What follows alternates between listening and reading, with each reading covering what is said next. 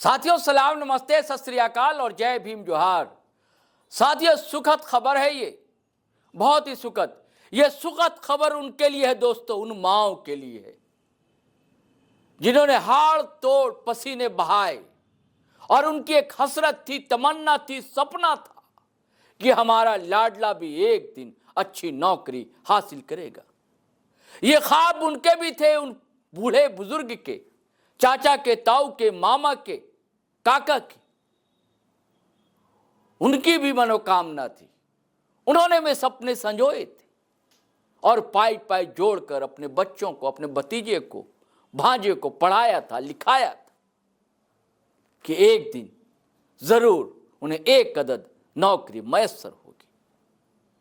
यह खबर उन बहनों के लिए भी है, सुखद एहसास कराएगी जो हर साल राखी पर बंधन बांधा करती थी और परम सत्ता से ये प्रार्थना अरदास किया करती थी कि भैया को भी एक नौकरी मिल जाए। उन सब के लिए अच्छी खबर है ये, लेकिन इसका माध्यम सरकार सीधे सीधे क्यों नहीं बन पाई दोस्तों? सवाल इसका है। सवाल इसका है कि बार बार जन मुद्दे, जन सवाल, युवाओं के सवाल, छात्रों के सवाल को लेकर बार बार कोर्ट का दरवाजा कौन खटखटाएगा? हजारों मामले और भी कोर्ट में लंबित हैं बरसों से। छात्र के, युवाओं के मामले, ये तो सरकार का काम है, उसके लिए विभाग है, शिक्षा विभाग है, करोड़ों अरबों के फंड होते हैं, लेकिन वो कहां चले जाते हैं?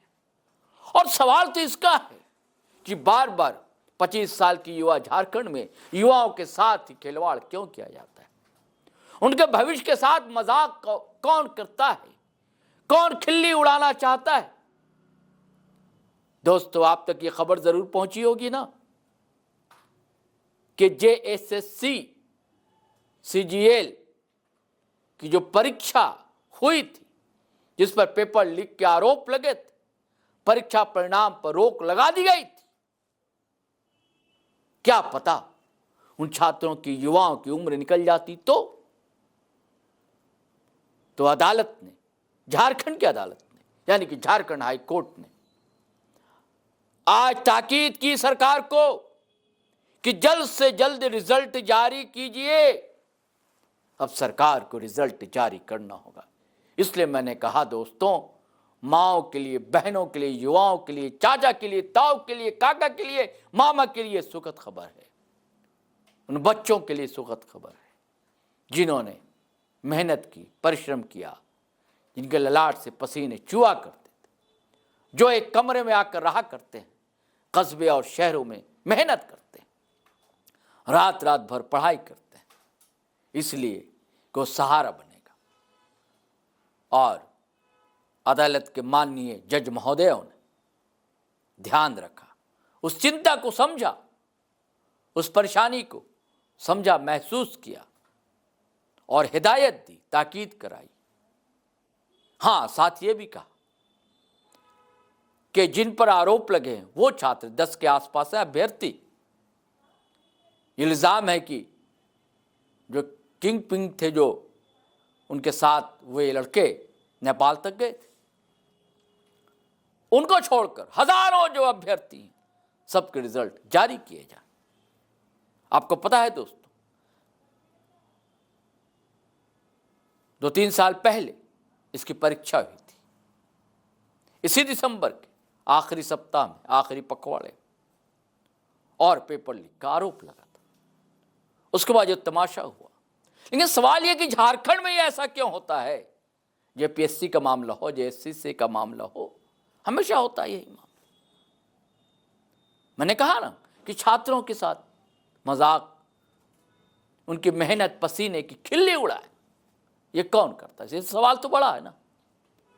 बार बार अदालत जाना, अदालत के पास और भी कई काम होते हैं, ये जिम्मेदारी सरकार की होती है। लोकतांत्रिक देश है हमारा, समाजवादी ढांचा है, हम मानते हैं, संविधान में भी यही दर्ज है, ऐसे ही बातें। वेलफेयर स्टेट कहा जाता है, कल्याणकारी राज। लेकिन किसका कल्याण होता है? छात्रों का, युवाओं का,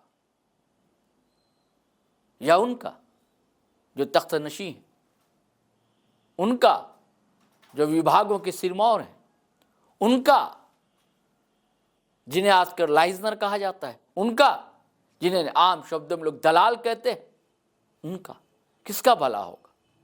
मैं बार बार कोर्ट को सलाम करता हूं कि बहुत सही फैसला सही वक्त पर लिया गया, लेकिन जो जांच चल रही है वो जांच चलती रहेगी।